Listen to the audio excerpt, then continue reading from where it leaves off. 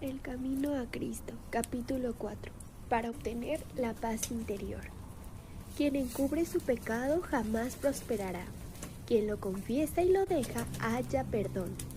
Las condiciones indicadas para obtener la misericordia de Dios son sencillas, justas y razonables.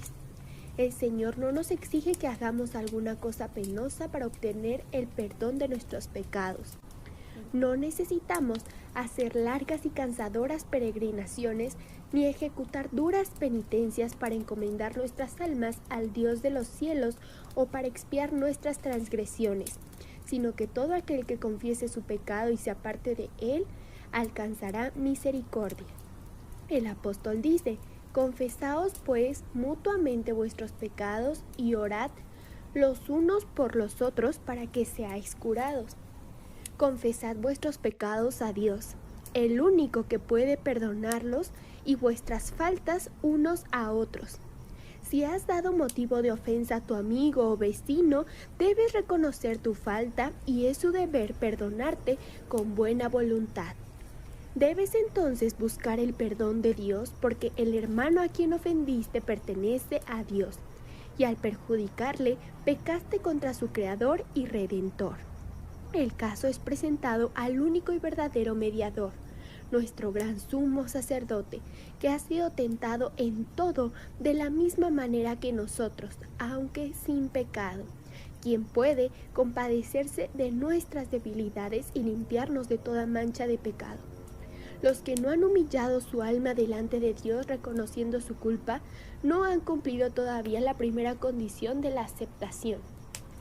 Si no hemos experimentado ese arrepentimiento del cual nadie debe lamentarse y no hemos confesado nuestros pecados con verdadera humillación del alma y quebrantamiento de espíritu, aborreciendo nuestra iniquidad, no hemos buscado verdaderamente el perdón de nuestros pecados.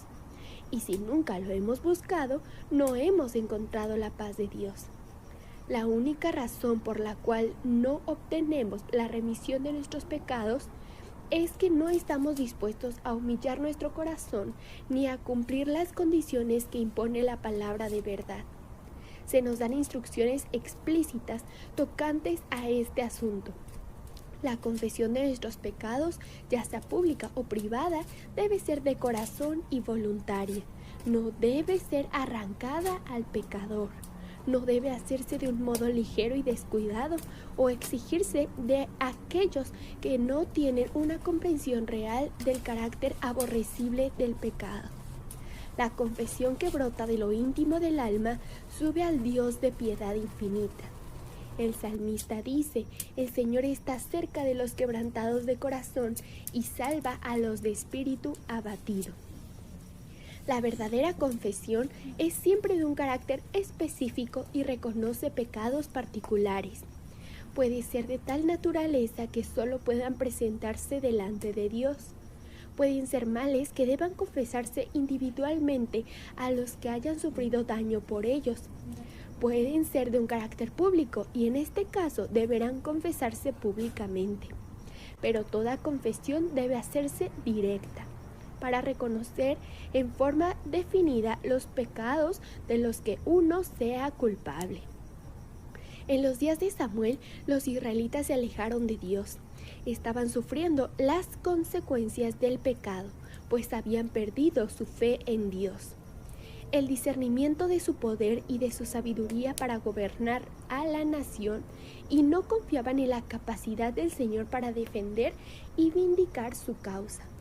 Se apartaron del gran gobernante del universo y desearon ser gobernados como las naciones que los rodeaban. Antes de encontrar paz, hicieron esta confesión explícita: a todos nuestros pecados hemos añadido la maldad de pedirle un rey. Tenían que confesar el pecado preciso del cual se habían hecho culpables. Su ingratitud oprimía sus almas y los separaba de Dios. La confesión no es aceptable para Dios si no va acompañada por su arrepentimiento sincero y una reforma. Debe haber cambios decididos en la vida. Todo lo que ofenda a Dios debe dejarse. Tal será el resultado de una verdadera tristeza por el pecado. se nos presenta claramente lo que tenemos que hacer de nuestra parte. Lavaos, limpiaos, quitad vuestras fechorías de delante de mi vista. Desistid de hacer el mal, aprended a hacer el bien, buscad lo justo, dad sus derechos al oprimido, haced justicia al huérfano y abogad por la viuda. Si el malvado devuelve lo que tomó en prenda y restituye lo que robó, y obedece los preceptos de vida sin cometer ninguna iniquidad, ciertamente vivirá y no morirá. El apóstol Pablo dice, hablando de la obra del arrepentimiento: mirad qué ha producido entre vosotros esa tristeza según Dios. Qué interés, qué disculpas, qué enojo, qué temor, qué añoranza, qué afán, qué escarmiento. En todo habéis mostrado que erais inocentes en este asunto. Una vez que el pecado amortiguó la percepción moral, el que obra mal no discierne los defectos de su carácter ni comprende la enormidad del mal que ha cometido. Y a menos que ceda al poder convincente del Espíritu Santo, permanecerá parcialmente ciego con respecto a su pecado. Sus confesiones no son sinceras ni provienen del corazón. Cada vez que reconoce su maldad, añade una disculpa de su conducta al declarar que si no hubiese sido por ciertas circunstancias, no habría hecho esto o aquello que se le reprocha.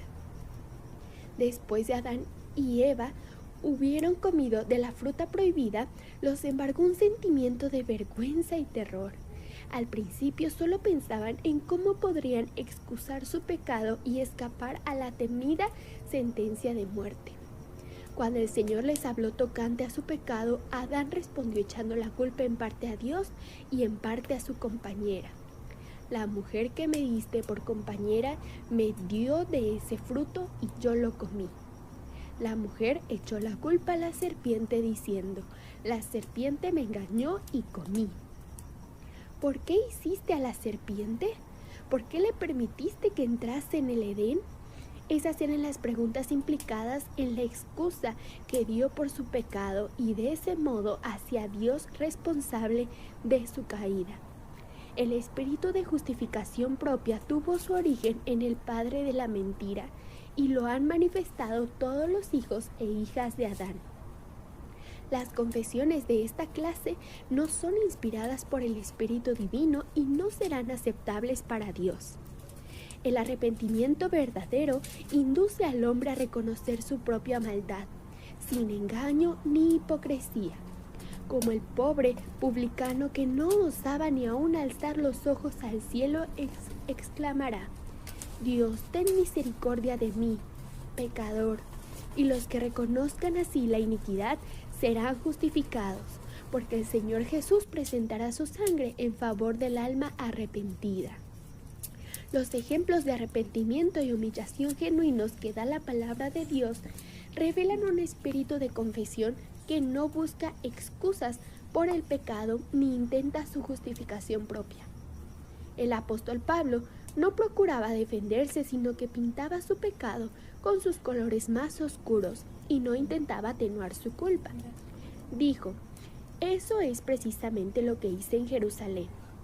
Con la autoridad de los jefes de los sacerdotes, metí en la cárcel a muchos de los santos, y cuando los mataban, yo manifestaba mi aprobación. Muchas veces anduve de sinagoga en sinagoga castigándolos para obligarlos a blasfemar. Mi obsesión contra ellos me llevaba al extremo de perseguirlos, incluso en ciudades del extranjero. Sin vacilar, declaró: Cristo Jesús vino al mundo para salvar a los pecadores, de los cuales yo soy el primero. El corazón humilde y quebrantado, enternecido por el arrepentimiento genuino, apreciará algo del amor de Dios y del costo del Calvario. Y como el Hijo se confiesa un Padre amoroso, así presentará el que esté verdaderamente arrepentido todos sus pecados delante de Dios. Y está escrito: si confesamos nuestros pecados, Dios, que es fiel y justo, nos lo perdonará y nos limpiará de toda maldad.